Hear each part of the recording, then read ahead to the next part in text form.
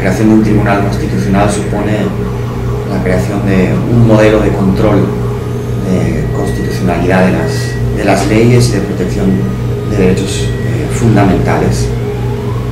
Y la experiencia que tenemos en mi país realmente es altamente satisfactoria sobre el impacto que el Tribunal Constitucional ha tenido a lo largo de los años de su funcionamiento desde 1981 hasta ahorita. Ha hecho una labor muy importante, de gran impacto en toda la comunidad, y que, por ejemplo, en el ámbito del proceso penal supuso la modificación de la propia estructura y de la propia concepción del proceso penal, incorporando los estándares europeos a nuestro país. Por eso yo creo que la creación del Tribunal Constitucional en la nueva Constitución Dominicana del 2010 también plantea muchos retos en el seno de la República, al ser una institución novedosa y de reciente creación, que apenas acaba de iniciar su actividad jurisdiccional. Como retos que asume, primero, la propia creación ya del Tribunal Constitucional, sustituyendo la antigua atribución de funciones constitucionales a la Corte Suprema, en sí ya es un nuevo paradigma, supone un nuevo enfoque de la situación, y eso va unido a la aparición de una nueva Constitución que necesita ser objeto de desarrollo. Y es el Tribunal Constitucional Dominicano el que se va a encargar, o el encargado de controlar que la legislación que se dicte se ajuste a ese paradigma constitucional, y sobre todo en el ámbito de la protección de los derechos fundamentales. El Tribunal Constitucional va a conocer de las acciones de revisión de amparo y de las acciones de revisión de decisiones judiciales en la medida en que se alegue la vulneración de alguno de los derechos fundamentales plasmados en la reciente Constitución.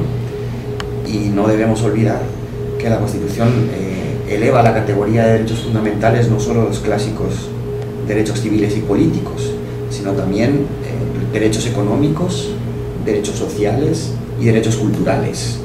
Habrá que ver cómo enfrenta ese reto el Tribunal Constitucional Dominicano y cómo garantiza esa protección de los derechos fundamentales de todos los dominicanos y de todas las dominicanas, porque en verdad ese es un reto generar confianza en la ciudadanía de que el Tribunal Constitucional es una instancia de protección de sus derechos fundamentales, e irradiar una cultura constitucional no solo ya en la propia comunidad jurídica, sino en la sociedad en su conjunto. La nueva Constitución prevé derechos fundamentales de alcance procesal. El artículo 69 consagra el derecho al proceso debido y establece una serie de garantías mínimas que se desarrollan a través de 10 apartados y que tienen un impacto directo en la propia concepción del proceso penal dominicano. El proceso penal dominicano sufrió, como todo el mundo sabe, una transformación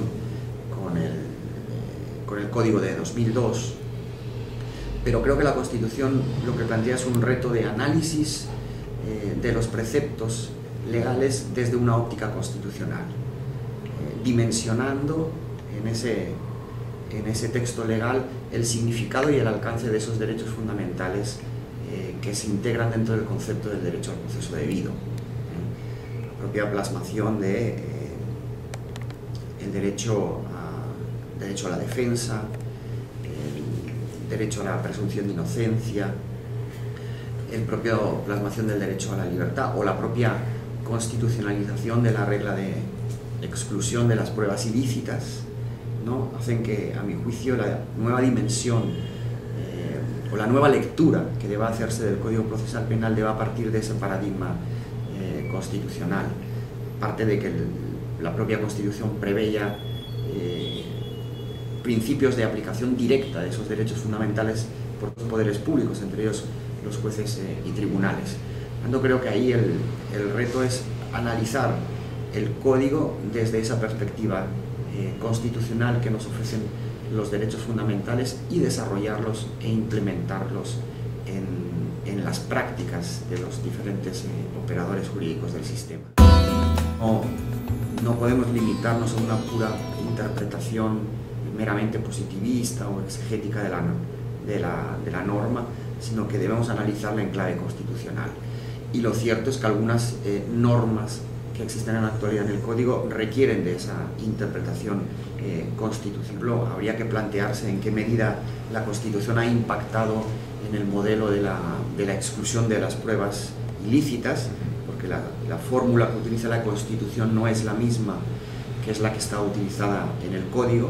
Pues habría que ver de qué manera eso impacta en la propia concepción de la prueba ilícita y en la aplicación de la regla de exclusión por los tribunales dominicanos. Tal como está configurado en la Constitución, la fórmula empleada en una primera lectura habrá que ver, por eso ese es un reto que asume también el Tribunal Constitucional, asumir cómo interpretar esa fórmula constitucional, ¿no? Y cómo eso luego desarrollarla. Pero en principio la fórmula que se utiliza en el artículo 69, si no recuerdo mal, apartado octavo, es mucho más amplia que la que se utiliza en principio en el artículo 167 del Código. Y habrá que ver cómo se interpreta eso, cómo se conecta, cómo se conjugan ambas visiones, una desde la perspectiva de legalidad ordinaria y la otra desde la perspectiva de la legalidad constitucional. Ese es un ejemplo. La propia configuración del derecho al plazo razonable, habrá que ver cómo se interpreta y cómo se aplica en función de los plazos máximos legales que se establecen en el Código, tanto para el desarrollo de las diferentes fases como para la propia duración global del proceso en su conjunto. Habrá que ver cómo se conjuga esa existencia de plazos con la consagración del derecho al plazo, cómo se va a interpretar por el Tribunal Constitucional ese derecho, cómo va a ser operativo ese derecho.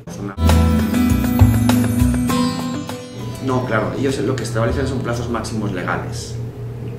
Lo que establece la Constitución es el derecho a un plazo razonable. A mi juicio, eso no supone la derogación de los plazos legales. No lo supone la derogación de los plazos legales, esos continúan estando vigentes. Lo que cambia es la perspectiva de análisis constitucional de ese derecho al plazo razonable, más en línea con lo que ha establecido la Corte Interamericana en esa materia. Habrá que ver cómo se conjugan esas dos visiones, ¿no? Y cómo se buscan los puntos.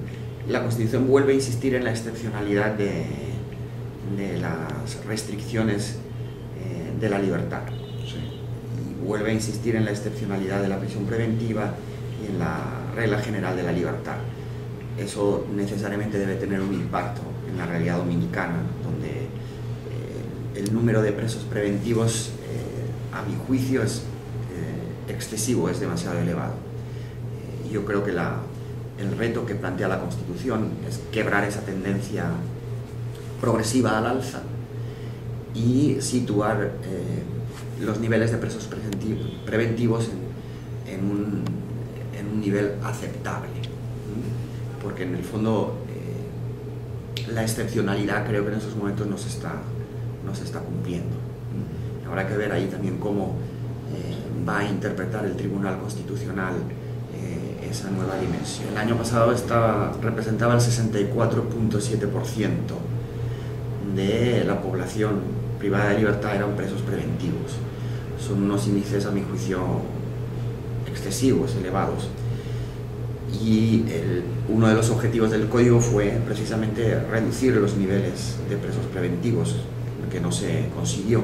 La Constitución vuelve a insistir en ese tema, vuelve a ponerlo en un punto estelar, vuelve a llamar la atención a la comunidad de que la excepción es la prisión preventiva y que por tanto la regla general es la protección de la libertad de las personas.